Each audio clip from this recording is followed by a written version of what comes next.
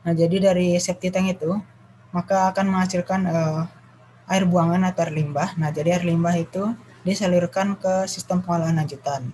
Yang pertama ada yang dinamakan dalam bilang resapan. Jadi dapat dilihat pada gambar yang terlihat pada slide. Jadi misalnya ini septic tanknya, kemudian ini di kanan ini merupakan bidang resapannya. Jadi terdiri dari pipa-pipa yang memiliki lubang-lubang.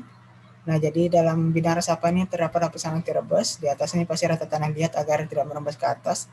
Dan di bawah ini kerikil agar air-air ini kembali masuk ke dalam tanah.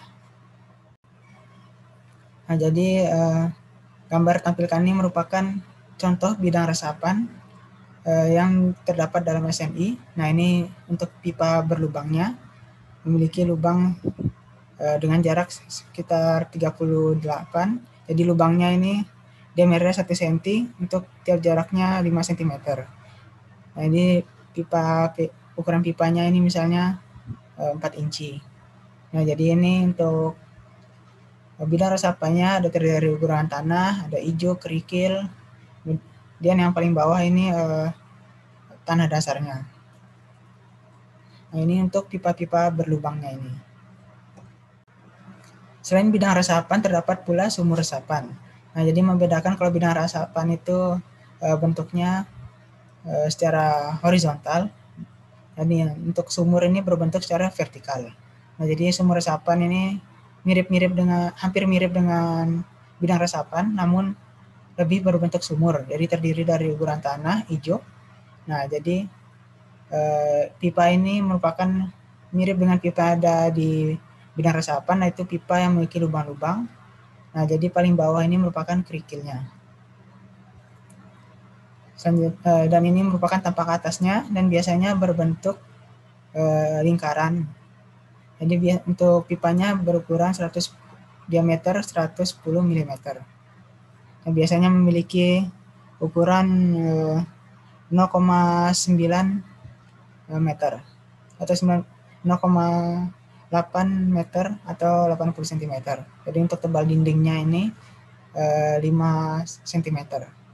Nah, jadi dapat dilihat pada gambaran di atas ini merupakan ilustrasi untuk sumur resapan. Jadi dari kloset, ini septic tank, kemudian air buangannya ini dialirkan ke sumur resapan. Nah, jadi sumur resapan ini nanti akan mengalirkan air-air ini kembali ke dalam tanah. Sumur resapan hanya dapat digunakan untuk tangki septik yang berkapasitas kecil yang melayani maksimal 10 jiwa. Konstruksi sumur resapan merupakan sumuran yang berdiameter 800 mm dan kedalaman 1 meter. Sumur dalamnya diisi penuh dengan kerikil batu pecah yang berdiameter mulai dari 30 mm hingga paling besar 80 mm. Jadi pipa pengeluaran dari tangki septic tank dipasang di bagian atas sumuran dan efluent harus meresap ke dinding dan dasar sumuran. Nah, jadi efluent itu maksudnya air buangan atau air limbah dari septic tank ini. Selanjutnya yaitu sistem pengolahan lanjutan berupa upflow filter. Jadi upflow filter ini merupakan tangki septik dengan filter anaerobik. Jadi lebih dari satu kompartemen. Nah, ini lebih dari satu kompartemen. Dengan fungsi kompartemen pertama ini untuk pengendapan, kompartemen selanjutnya dipasangi filter. Nah, ini filter. Jadi filter ini terbuat dari bahan alami dan mudah didapat seperti kerikil, sisa arang, bambu, batok kelapa, dan plastik yang dibentuk khusus. Jadi bakteri aktif ditambah ke dalam sistem ini atau dalam penampungan ini. Jadi bakteri ini dapat dari lumpur tinja mengalir ke media filter. Jadi bakteri ini memicu proses penurunan konsentrasi bahan pencemarnya. Kemudian materi organik akan diuraikan oleh biomasa yang menempel pada materi filter tersebut. Jadi untuk teknologi filter anaerobik ini memiliki efisiensi penyisian substrat lebih dari 90%, sehingga efluen atau buangan dari tangki septic tank memungkinkan untuk dialirkan langsung ke lingkungan. Jadi aliran pada tangki septic filter anaerobik ini berupa aliran ke atas atau upflow filter. Nah, ini upflow filter, jadi dari bawah ini mengalirkan ke atas ini. Dengan membuat efluen ada bagian bawah kompartemen filter, sistem aliran ke atas dapat membuat waktu kontak dengan media filter lebih lama, sehingga air limbah akan terolah dengan baik. Jadi untuk sistem upflow filter ini memiliki kelebihan dan kekurangan. Jadi kelebihannya tidak menimbulkan bau dan lalat, luas lahan digunakan tidak banyak, pengolahan cukup mudah, biaya investasi dan operasi cukup rendah. Dibandingkan proses lumpur aktif, lumpur yang dihasilkan lebih sedikit, tidak perlu energi listrik dan material mudah ditemukan.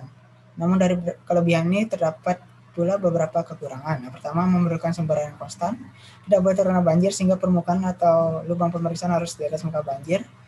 Influen tidak boleh terkontaminasi oleh bahan kimia karena dapat mengandung bakteri di tangki septik. Membutuhkan startup relatif lama jika tidak menggunakan bantuan bakteri pengurai.